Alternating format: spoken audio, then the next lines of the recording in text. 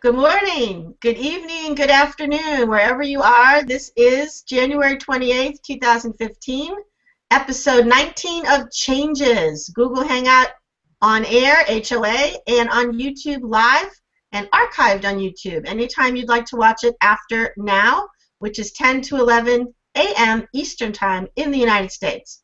I'm Sally Ember, Ed.D., author, blogger, and host of Changes, and I am so excited to be welcoming today an author, blogger, and environmental activist and ecological whiz, Elizabeth Armstrong. Welcome, Elizabeth. Hello, how are you? And hello, incredible individuals. I am so glad y'all are here. Welcome, welcome, welcome. And Sally, thank you so much for inviting me onto your show. Well, you're welcome. It's wonderful when I make invitations and people actually respond. Not everybody does. So tell us about you. What do you want people to know about you today on January 28th, 2015? Which version of the timeline would you like us to know about you? Well, I am feeling very, very blessed to be on this online environment. There are so many incredible people. I am meeting people all over the place. Now, I'm sure a lot of you are familiar with the 2012 thing that was happening, the big shift, Barbara Marx Hubbard, all the planets were in alignment. What else? The Mayan calendar ended. There were so many things that occurred then, and before then, times were challenging, extremely challenging. Well, what's happening now, though, starting in 2013, all these planets went into water signs. And when they went into water signs, things started shifting feminine. Now what's happening is what Barbara Marx Hubbard talked about is that we are shifting towards a female blended, I don't like to say female dominated, but female blended society where female traits of intuition, inspiration, compassion, heart-centered consciousness is taking off. And that's where I am. Is working towards that heart-centered consciousness. And now, Sally, have you heard anything about heart-centered consciousness, heart math, or any of those disciplines? Oh, yeah, for decades, actually. Opening the Heart Workshops with Robbie and Judith Gass and at Spring Hill in Massachusetts, and from there, and a lot of other things to do with that, and also with Riane Eisler and The Chalice and the Blade, which came out back in the 80s about the return of the feminine to spirituality. Women's Spirit, another book of a lot of people writing about women's spirituality, was very big in my life for a while. And I think it's important to recognize the differences between men and women that are gendered, but I think most of them are cultural. And I think a lot of the differences are not universal, as we call it, or even global. And I'm interested in how things will happen differently when people aren't wedded to particular constructs of female and male, which a lot of the transgendered community are helping us to understand. I can understand what you're saying right now. I am so there. And really, now, I wrote the book, Align with the Wild, and that's spelled A-L-I-G-N with W-I-T-H, the T-H-E, and then Wild, W-I-L-D. And the reason I did that is I did get my Ph.D. in biological sciences, so I am an environmentalist. I totally love our environment, and I became concerned because we are in a mass extinction right now. And it's very important that people start embracing some of the environmental aspects of our life. And the climate change was a big deal. It's all over the news. And at the same time, it's being hush-hush. But really, we need to address that. So when I wrote the book, I'm thinking, climate change, where does that come in? And I'm walking around my house, and I'm asking Spirit, because I am strong intuitive. And I said, Spirit, talk to me. Talk to me. What's going on here? And it said, well, it's not really climate change and people made it. It is the lifestyles dictated by the Industrial Revolution. And part of that, as you were talking about our society right now, is kind of male-dominated. People have suppressed the feminine aspect. Females have been not been able to express themselves. And so that's one thing I do is help people to embrace who they are, finding their niche. And kind of taking control of our lives again and moving away from the dictates of the Industrial Revolution. Does that sound logical? Well, it does, and it sounds really intriguing, and I think a lot of people are going to know more about it.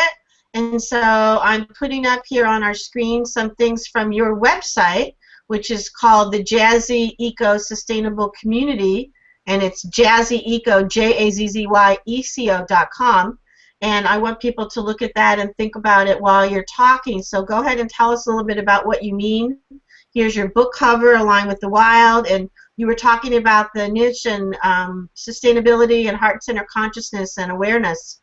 So where do you want to go next? Oh, yes, definitely. Because of the dictates of the Industrial Revolution, what's happened is we flowed into this pollution-generating, need to have stuff lifestyle. And it's really not a lifestyle that people chose, because a scientific study actually shows that people make their decisions by their environment. For an example, our environment was created from the Industrial Revolution to where we have urban systems that have no plants, and as a result, we have more health impacts. We've got high blood pressure, we have birth outcomes, we have obesity, we have ADHD, all that have been created because of the environment we've lived in. But by adding green into that environment, then we start cleaning up a lot of that, because that's what plants do, and microorganisms, and that's what the living does. So my book takes you to that point of learning how to align with natural systems. People know how to align with other people because we talk the same language. We walk the same walk. We put on clothes, and we live the same lifestyle. And what's happened is we've lost the connection to the wild.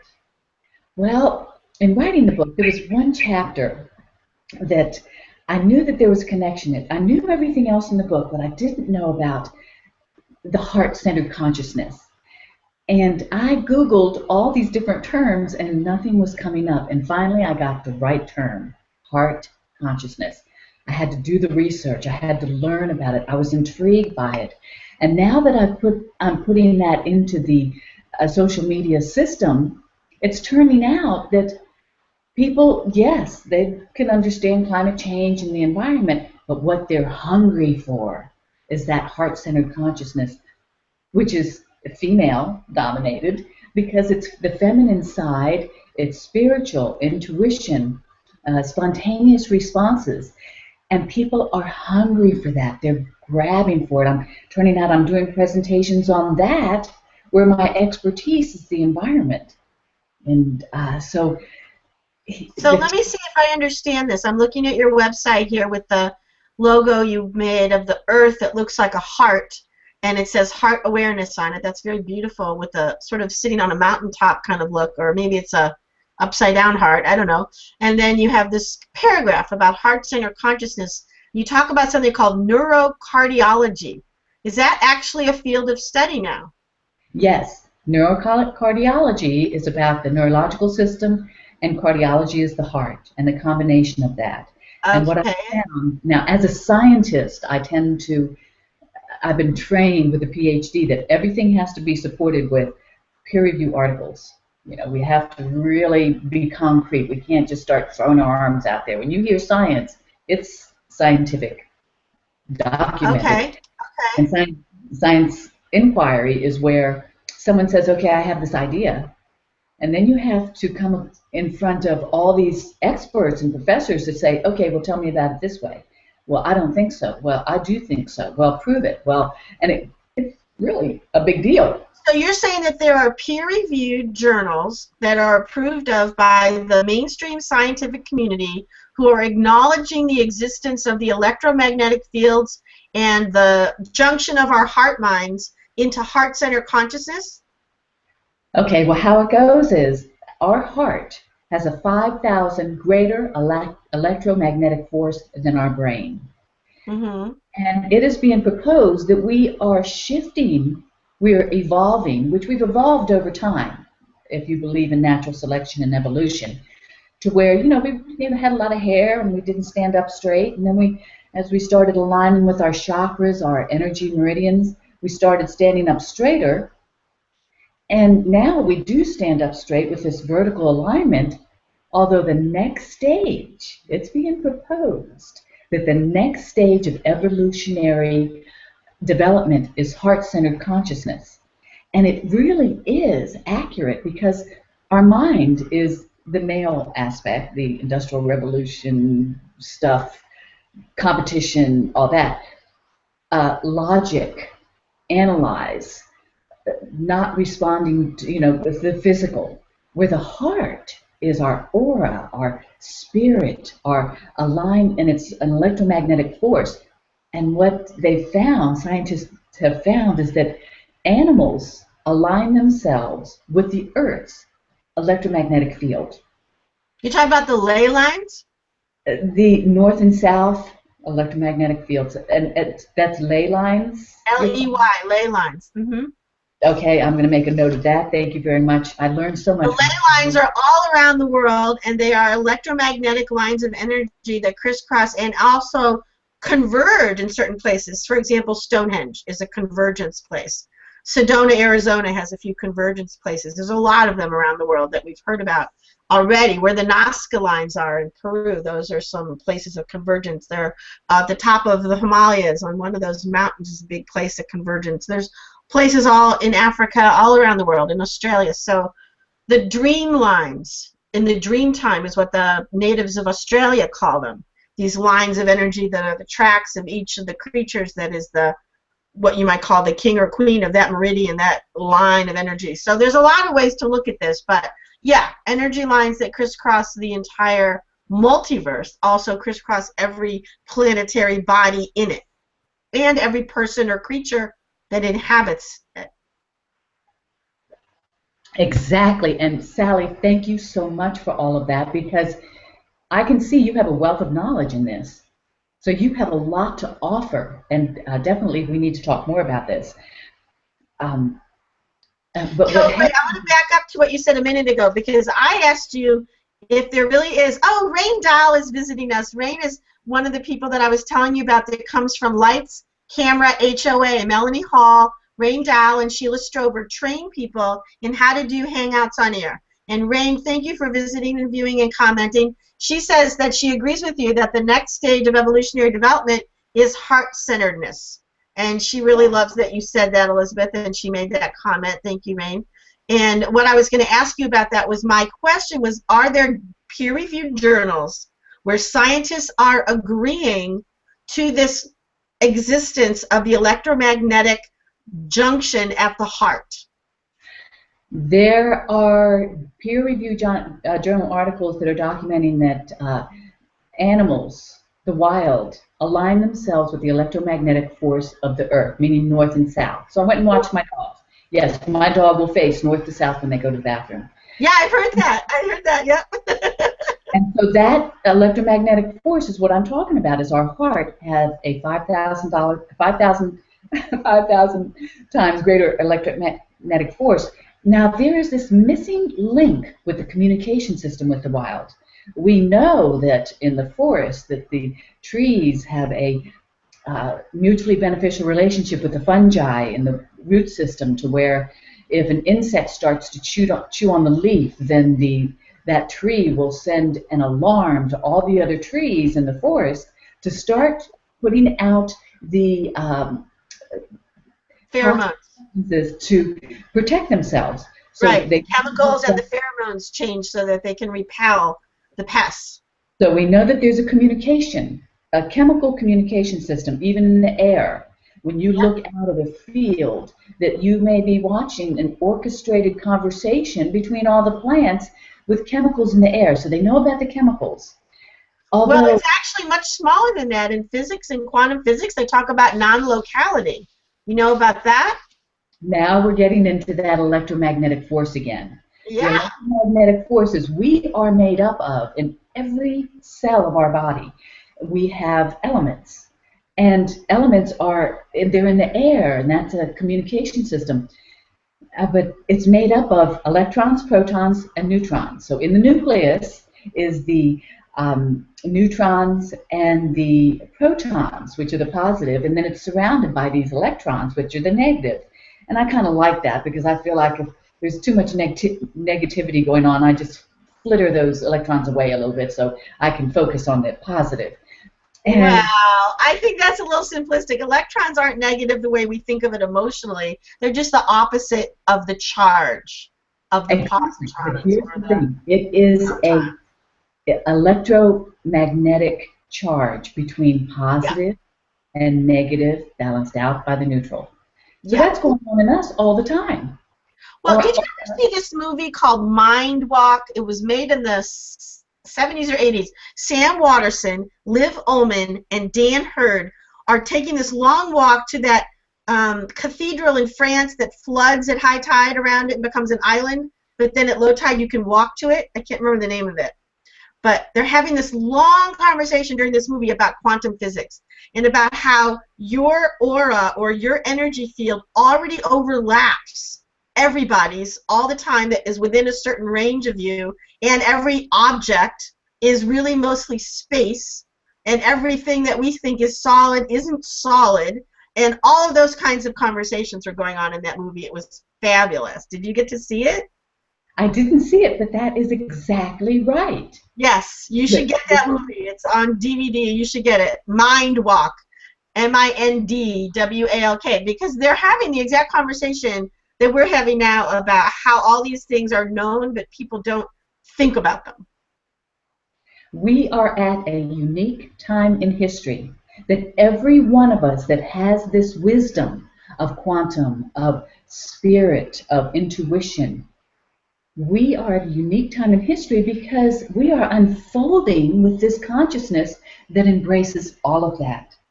So it is that electromagnetic force that occurs between the elements that are attracted to each other or separated, that we breathe out and it goes through the air, that we can embrace. And I'll give you a testimony.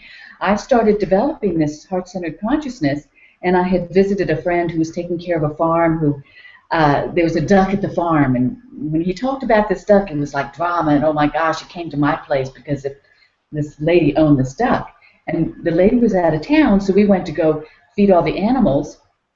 And when it came time for us to go back, the duck started following us. And there was a fork in the road where the duck's home was one way and we were going someplace else. And I stopped because I was at the heart. And he was saying, come on, come on. I was like, just give me a moment. And lo and behold, when that duck reached the fork, it wanted to follow us. And I'm practicing this heart-centered expression, and I embraced that duck with my heart and pointed and said, no, you go back to your house. And the duck changed direction and went back to his house.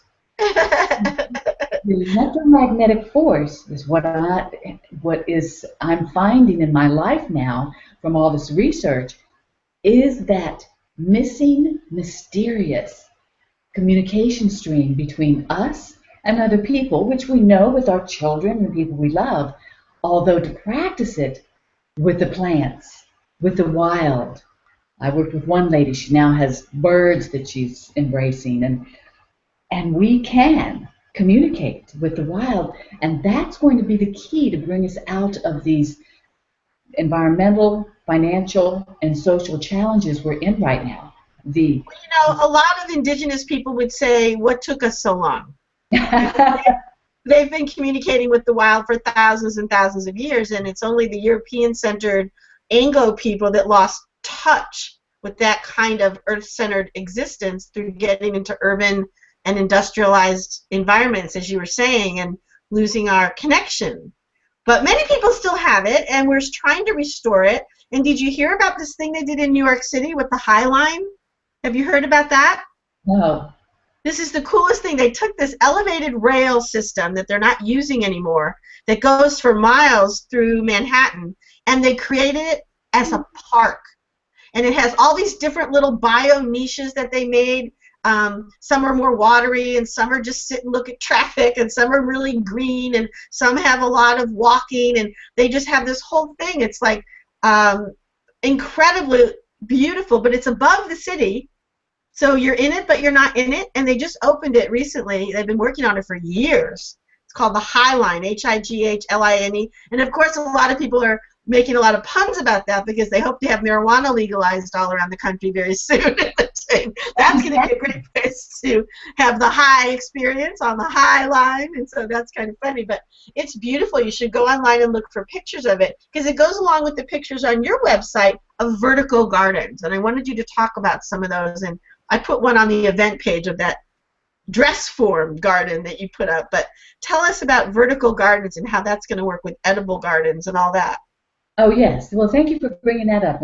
We are about to launch the Edible Garden Challenge, where we are going to find as many people as possible to plant something in your window, vertically, roofs. Whole Foods is starting to put in gardens on their roofs because Nice. it's important to put in as much green space as possible, and start eating these foods and pots of foods outside. Well, vertical gardening can be anything from putting up a trellis and letting things grow up a trellis, but some plants don't grow that way. You can have hanging baskets where they have those with tomatoes that grow out the bottom. There's Nice. to where you can have a wall that have multiple pots on it and have different plants in each pot. Now, one of the benefits from this is if you have a house where the sun hits the west side or the south side and warms the building, start putting up green spaces on those south sides to reduce your energy costs.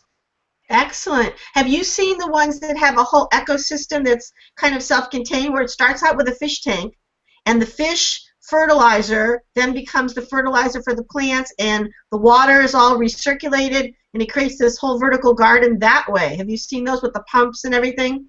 I've not seen that, but that does open up another subject, and that's the living system out Yes. in California, where the gentleman put together, I wish I could remember his name, I wasn't prepared for this, a passive greenhouse where the wastes that come out of our house or in an urban environment goes right into this living system, and it comes out purer than what comes in, and you can drink it.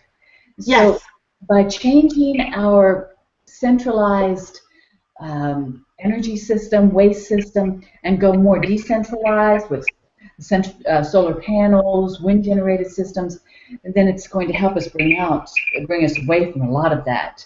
Well, here's somebody else you should get connected with. Alice Waters, Waters, is a chef. Her original restaurant is Chez Panisse, Chzpanisse.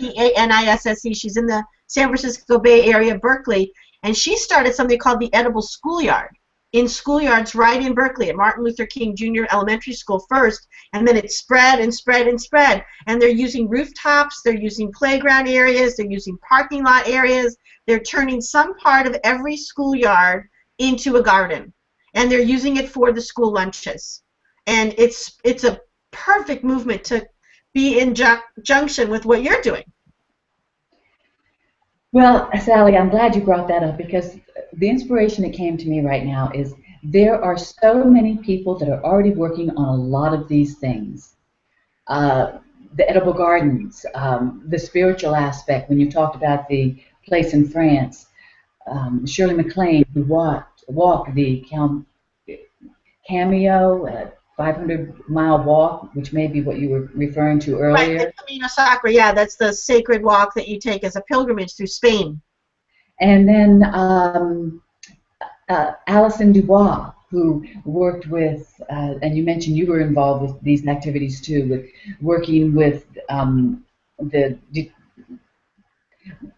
with helping to solve crimes, and so there was the TV show The Medium, and we're back at that. We're at an incredible point because all of us, incredible individuals that know this, people are hungry for it, and we have the knowledge to pass on, to share with others, which puts us in a very, very opportunistic place.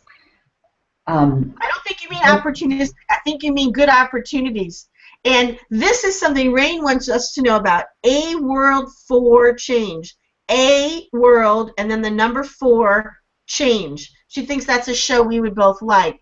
And I'm assuming that's either a hangout on air or an actual television show, or maybe it's on YouTube. Thank you, Rain, for mentioning that. Sounds like a way that we might want to network with the people who are creating that and being guests on that show, too. I can completely understand that. Yes, things are taking off. Now, you mentioned earlier that how did the West, us, lose that connection? Well, Greg Braden, I watched a talk with him on YouTube, and Greg Braden said that back with Jesus, that the Eocenes, the followers of Jesus, the Eocenes recognized we had, with our energy meridians, that we had the top three.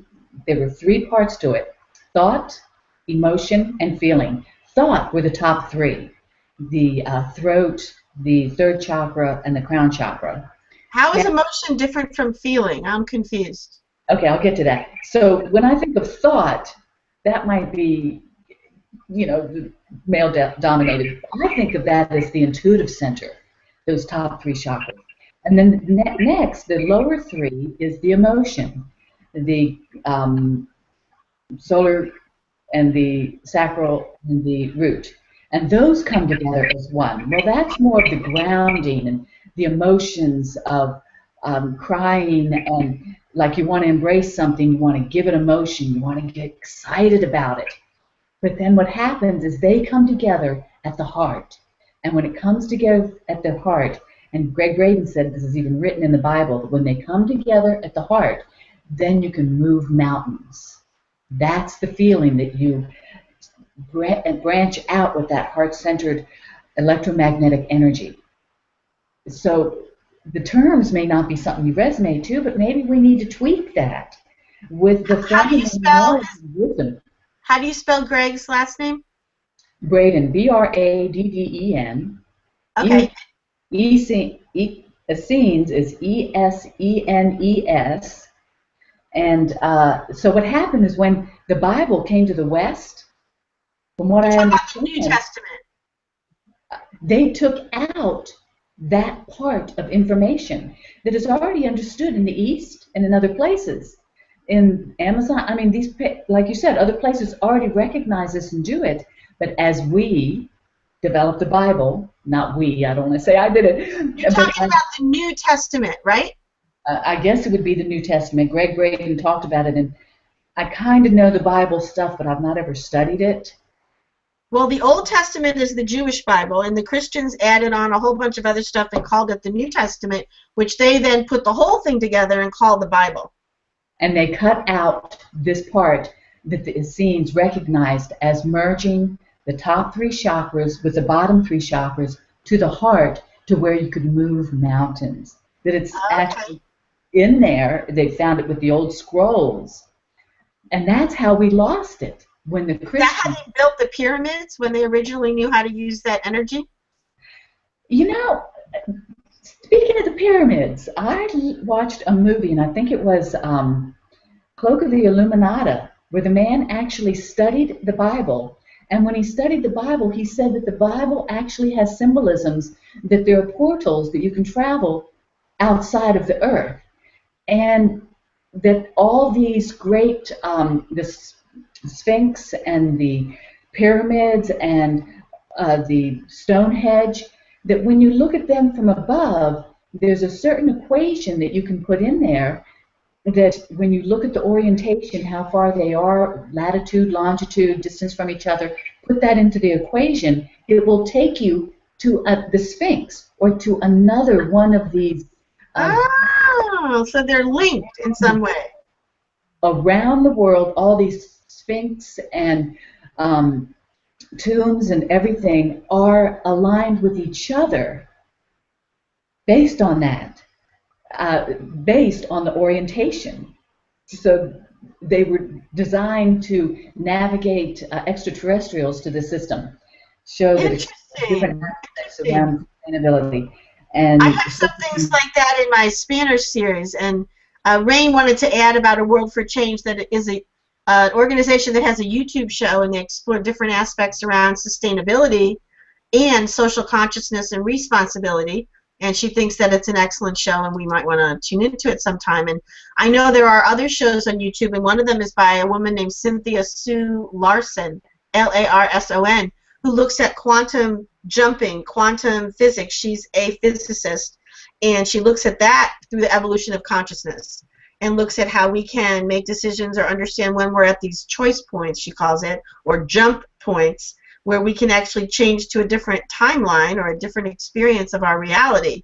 And so all of that combining with linking with extraterrestrials and linking between and among all these different power sites is usually the stuff of science fiction.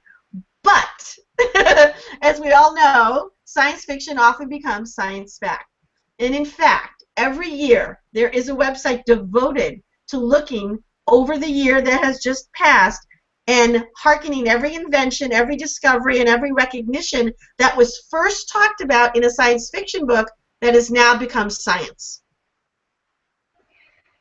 And that's what's happening right now. It seems like all these things are merging. The Bible and science and intuition and mystic and electromagnetic energy and all these things that were pigeonholed into so many different disciplines are now coming together. And that's that feminine, because feminine is all about collaborative relationships, women working together. And that is the new discipline that is coming into business with the... Well, I think you're right. It's coming more into Western business, and it's coming more into the Anglo experience. But as I said before, indigenous people never lost it or forgot it. And the return of the feminine, as you call it, or something that's new, is really not something that's new, and it's been resurging and reemerging for at least 150 years, and especially in the last 40 years. Now, maybe it's getting another resurgence, I guess you might call it, but I don't think anyone who's been studying any of this for a long time would consider any of this new. There might be new interests, though, and that would be great. Exactly. The newness is now it's all merging together as one discipline in our mentality. Because really, and this is what Barbara Marx Hubbard was saying, that aligns with astrology, feng shui, all these disciplines that have been around for thousands, hundreds of thousands of years, is that it's the electromagnetic energy is being aligned with the universe, being aligned with the planets, with the solar systems. But wait a minute, wasn't it always aligned? I mean, we can't move the electromagnetic energy. We can't move it, but the planets and everything is in constant movement all the time. So as they are moving around, then you have different forces that are dominating. So through geological history, there have been times that women were dominant. Queen of Sheba, Hildegarde, Mary Magdalene. I know people who have actually been to where Mary Magdalene was, and she had, her family had a 200-acre farm and herbs. There's a church there that has a stained glass window that has Jesus and Mary Magdalene, and she's pregnant. So there were times that the female did have a very dominant force, but in this last period that we've been in, it's been male-dominated. That's what did the Industrial Revolution, and everything's been male-dominated. And even here in Arkansas, it was in the law that men could beat their wife with a stick. And so women have been suppressed. If you go to my recent blog at naturemystic.wordpress.com, naturemystic, naturemystic.wordpress,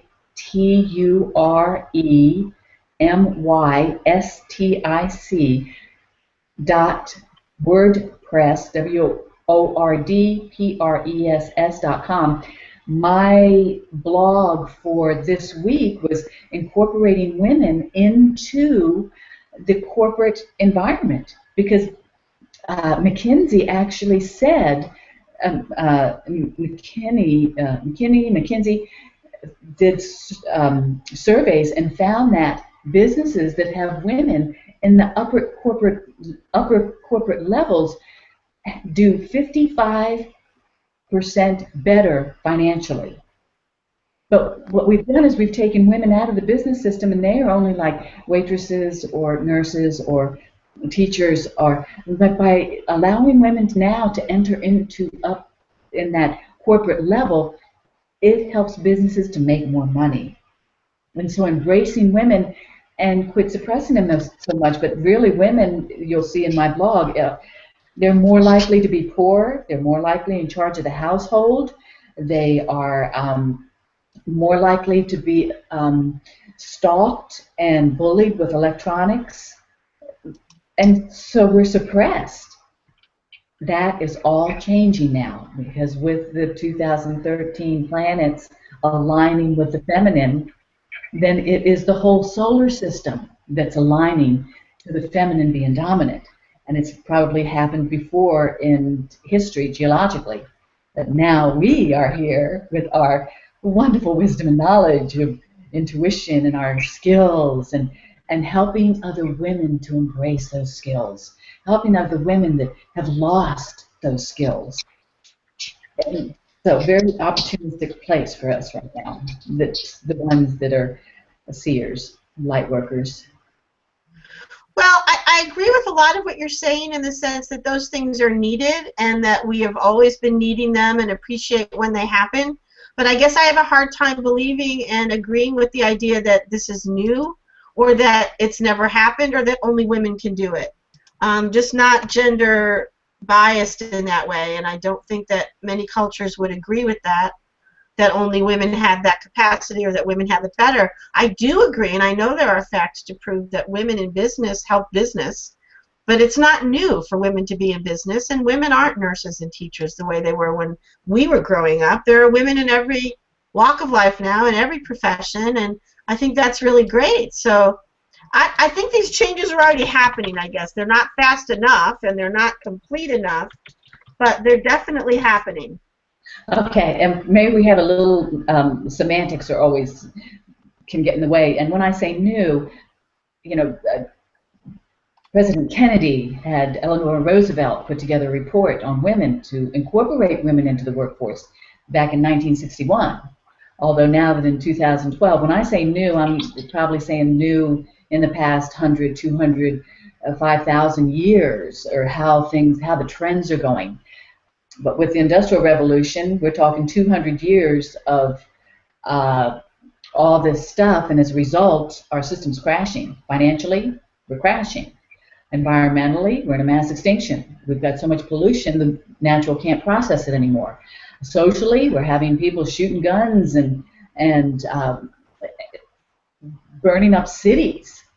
Hey, I'm agreeing with you that we're in a mess. I mean, that's one of the reasons I write my books, is the reason the aliens come to the main character, Clara Brannon, is to help Earth save itself from extinction, because everything you're saying is true and worse than you even might imagine. In my books, it's really headed for a bad place until the aliens come and include us in the Many Worlds Collective and introduce us to a different way of being and thinking and recognizing our strengths. So there are a lot of people who want to do that, though, not just the people in my books. And Rain Dow brings up the point that she wanted to know more about Cynthia Sue Larson's website and the whole idea of quantum jumping. And so I just put that up for everybody who's interested. Cynthia Sue Larson's website is realityshifters.com, RealityShifters.com, Reality Shifters. And she has a lot of YouTube videos that she's made and a lot of conversations she's been having with people on these topics. And if that's your interest, she's one of the people you might want to go watch and listen to and read. She also has a blog. And as I said, she's a physicist. So I love it when biologists like you, Elizabeth, and physicists like Cynthia and a lot of other scientists are recognizing the value of the intersection of what used to be considered spirituality or religion or New Age, and are recognizing, no, that's not actually the case. It's really got a scientific basis, and let's look at how it could improve humanity and our experience here ecologically. So do you want to talk about that? Because I think that's really your area, is how to improve us ecologically. Exactly. Exactly. Well, I want to ask you one question. I know your Spanner series is, you call it fiction. Although, were you inspired to write this through your intuition? Were you spiritually guided to put this information together? Well, I guess I would say that everybody is always spiritually guided for everything, and the question is, do we listen and what do we pay attention to? So it's not that, oh, now I'm spiritually guided, but yesterday I wasn't. I think that sometimes we're more attuned, more aware, more receptive, and sometimes we're more willing to follow that guidance. But it's always around. It's in our dreams. It's in our encounters with each other. Everything we hear and see and read and experience could be considered some kind of message. But if you go overboard into that, then you have a psychosis. That's called being overly referential. You think the clouds are talking to you and everything in the newspaper is a message to you. Then that's a little bit too far in the wrong direction. So you have to find a balance of how many of the things around us really are messages and how many are just occurring. But in answer to your question, yes, I was woken up one night and heard narration in my own voice, and it turned out to be the beginning of this book, the first book of the series, and the concepts for the whole series, and the names of every volume of the 10 volumes, and the whole first chapter, which I wrote and took down almost like dictation for about 2 or 3 hours that morning. And then it just continued from there. I wrote the first book in about 2 months, and it's probably 130,000 words. So it was very much something that was passionately and energetically driven. And then I've been writing since then, not quite as quickly because I had a bad accident last spring where I broke my nose and had a concussion, and so that really stopped me for a while, and I wasn't allowed to write for a while to let my brain heal. And since then, I've really come back to it a little bit more slowly for volumes 3 and 4. But I am writing back again, and I am inspired by a lot of things that are happening in the world in my Buddhist practice and in what I know about other spiritual and religious practices that I put into the books because I'm interested in all of that. Okay, good. Thank you. Because the way I'm seeing, and I hope people go to your website because you do have an invite for people that may want to be young adults and adults to be involved in one of your volumes, and then older adults to be collaborating in another volume. Although I guess the target I wanted to go to was, how do you know you weren't inspired by ETs to get this message out to humanity? And maybe it's not fiction. Maybe it's nonfiction. But that's just the physicists are saying that everything that can happen is happening, that all time is simultaneous, and that all the timelines are co-occurring. And I completely believe that, and that's the way I write my books. I write in the present tense to emphasize the simultaneity of time, and I write about many different versions of the same timelines and other timelines that are co-occurring and rebraiding and diverging and converging, because that really is our experience even if we're not aware of it. So yes, exactly. I wanted to put that out there. And so then you asked me about the eco part of it. Yes, very young I was just drawn to be out in nature, and animals were drawn to me, and my heart was huge. I was actually tease and say that I have a Ph.D. in flower child because I was always a hippie, and then my Ph.D. was studying the flower stalk of the yucca plant. And I'm also strongly intuitive. Things come to you at the right time, the information, and I was reading the Mayan book, and it said that normally the medicine people are from a long line, and I think my mother was from a long line. My sister was actually born on Halloween, and before I drove cars, we were having seances in haunted houses, and I was in charge of seances when I was very young, because my mother encouraged that side in me. I think everybody has these abilities, but it's like a muscle you have to work and work with. So I have the intuitive, I have the, but everybody treated me like I was weird. And oh my gosh. Outside your family, you mean? Well, even my family, people outside my family, I'd start talking, they go, oh my God, there she goes again, she's kind of spaced out. And so I did what I was supposed to. My father was in the military, so I had the military background. I was born on a military base, and so I did what I was supposed to do and went to school and started getting my degrees. And then it was while I was in my master's that I opened up our little local newspaper, the Free Weekly, and it said Spirit Fair is coming to town. And I went, Spirit Fair? Well, that sounds like fun. I'm so there with that. And I went to it. lo and behold, everybody was talking my language. Everybody was talking about the intuitive, and people thinking they were kind of strange when they were young, and they could see things in me, and they could see auras, and they could do all this. And the lady that put them on, when she talked, she'd have maybe 15 or 20 people go in the room. She'd blindfold herself and rub papers on her head, and she can tell you the name on the paper. And that's from Cindy's. Oh, she's Sally. Thank you for putting that up. And now when I go to her fairs, she has 100 people that will come in and want to hear what she has to say, because she will say, okay, it's a light that's going very fast, so I know it's a young person. And Cindy's angel messages. And so it allowed me to start embracing the spiritual side of myself. And I was already up into the education and gotten past and retraining my brain from the spiritual side to the other side, the left side of documented and being very dry. Definitely my book is nowhere near like my dissertation or thesis that is very repetitive. And so here's what I'm doing, and here's what I'm doing now. I wrote the book, and what I want to tell everybody out there, if you have knowledge, anything in you that you want to start putting into a book, do it. Because that's going to encourage you to explore deeper into that realm, which allowed me to go to the heart, which allowed me to, and I'll tell you, I'll be up front.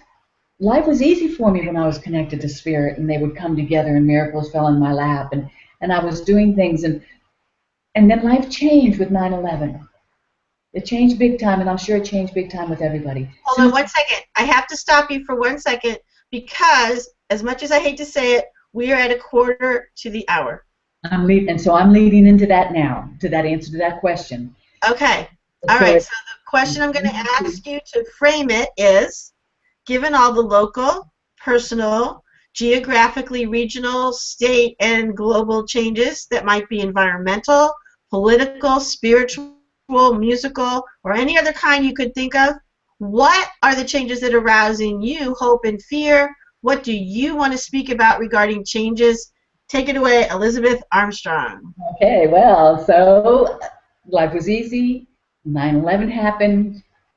I crashed. Nobody was watching my back. I was getting my degree. I was taking care of everybody else. I got stressed out. I was able to survive for a while, and then I became homeless. I'm living in my car with 3 dogs sitting there saying, what got me here? This is not, I've got a Ph.D. What got me here?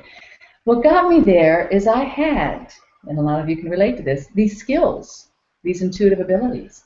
I had all this. I never used it. I didn't talk it. I didn't play it. Ideas fell in my lap, but I never followed through. So then it took me to get to that point to force me to open up and start doing my expertise. I took classes in green building. I started becoming teaching again, and teaching environmental science and recognizing the issues we were in and bringing out my expertise and coming out of the closet. I was a closet intuitive. I was a closet genius, and I came out and started working it. And so now it's all about sustainability, getting on social media, meeting incredible people. There's so much to do, so many people to connect with. So I did that at first for the past year or so. I came back to my house that I've had for 25 years and started doing the connecting and finding what everybody's doing and writing the book and putting it together. Although now it's time for me to put together my signature program, to bring all that together. And what it's going to do is help people to develop their heart side that a lot of people already know how to use, but really help them to bring it out and develop it. And then develop the mental side, to get away from that fear-based mentality that was created with the Industrial Revolution of the fear alert orange, fear alert, and so hate your neighbor, to come out of that and start reprogramming our brains to start liking people again. And then the third aspect of it is going to be the environment, to teach people how to live in a non-stuff-based reality, to quit creating the pollution, to change our lifestyles to where people are on this like a hamster in a spinning wheel to make more money to pay their bills because their utility costs are going up. Excuse me, how about lowering your utility cost? How about redesigning your ecosystem, your urban ecosystem? Because before, the plants cleaned it all up. But now with the design of our urban environments, water is channeled to the sewer systems. It carries all the pollutants and the synthetic pesticides and fertilizers, and we're trained to kill insects. Uh, these insects actually provide for our well-being. And redesigning our urban systems to where we can lower our utility costs. And so we don't have to we're not on this spinning wheel to have to support it all. Jobs, creation, let me see, green development, construction up 1,700% in the past 9 years, where regular construction is down 32%. All the trends, all the indicators are showing that going green is the way to go and how to become sustainable, because as this hamster running around in that little cage is not sustainable. And we are getting more and more chaotic by getting off that spinning wheel and learning how to change our lifestyles to be more sustainable for our environment. Really good points here, Elizabeth, about what needs to change and how to make the changes. And you mentioned a few minutes ago about Shirley MacLaine and other people doing the Camino walk, and that's what some people do. They stop out of their lives and they go on a meditation retreat, whether it's a walking retreat like the Camino walk, or a sitting retreat that you might do at a retreat center or at home, or it's a work retreat like go and join Habitats for Humanity or the Peace Corps or something along those lines of doing something that's ecologically or spiritually helpful, both maybe, to the world. And as we were talking about that, Rain Dowell, who's been watching and interacting with us, mentioned that right before she was watching our show, she was watching a video about someone describing her Camino walk. And she just thought that was outstanding as a coincidence, which people in the spiritual world now, of course, talk about not just coincidence, but synchronicity. So I thought you might want to talk about that. Okay, and we're back at synchronicity and alignment. Alignment with the planets, alignments with the galaxy, alignments with our solar system. And it's those that are intuitive that can say, okay, this is where I want to go now. This is the step I want to take now. This is where I'm guided now. This is how you were guided to write your books. This is how I was guided to write my book and found the heart centered. It's all, and so thank you for sharing that about you were just interacting with somebody about this, which is a testimony to your abilities, your intuitive abilities as well as many of a lot of us that are on here right now. It's a muscle, and you just learn how to work it. And so do go to jazzyeco.com, JAZZY, eco.com. You can sign up for my newsletter. I am about to launch an incredible program that will help you to learn how to launch your business. Whatever it is that you have with your intuitive skills, people are out there, and I'm watching it, and there's some good stuff and there's not so good, but people are making six-figure incomes, and you have the ability to do that with your wisdom and knowledge right now. You have those skills, and I can help you get there, because I'm seeing other people that are getting a few clients and making good money and charging big dollars without foundation. And we have the foundation as far as spiritually. We have a piece of that puzzle, and bringing our community together and building that. You can friend me at Facebook, which is Elizabeth Armstrong. Just go to Facebook and bring up Elizabeth Armstrong, or Jazzy Eco will take you to my fan page, and that way we can connect, because there seems to be a lot of other Elizabeth Armstrongs out there. I'm in LinkedIn under Dr. Armstrong, Dr. E. Armstrong, because it's time. You're on Twitter. Give us your Twitter handle. Twitter is Dr. Envo. Dr. Envo. It just totally jumped out of my head. Well, DRENVO. And when you said Twitter, it made me think about that because we tend to have these little gremlins out there that are competing. So we're moving away from the competing, and so I've had problems with hackers. It's interesting. Sally said she's been kicked off of this thing almost every time. It's not happened this time because there's also a lot of very powerful people that want this to get out, and because we are the saviors. Trust me on that. We are Well, the. I have to stop out for just a minute because I really agree with you that there are lots of great people on Google and Facebook and Twitter and lots of social media sites. There are also, as you said, some hackers. There's some trolls. There's people whose intentions are not in alignment with ours or even with their own inner higher selves. But I do not believe that I was kicked out of Google Plus at any point because of whatever the message I was delivering. I think there are actual technological problems that occur, and they are random and in some bigger sense karmic, but they're not related to the message. I don't want anyone whose Changes episode was on before this one with whom we had technical problems to think that the message was somehow flawed. I just have to say that. Okay, well, good. Thank you very much for that. And I'll give you a few experiences that I've had, and that is I came back here within a month. All of a sudden, my computer, the left space key is typing M, the right space key is typing N. I finally got that resolved. I could give you a list of paragraphs being deleted from my computer as I was working, on and on and on. Although the thing is the types of people, but the thing about Twitter is I keep getting followers, but my number of followers keeps going down. So Twitter is hackable, and I think it's funny.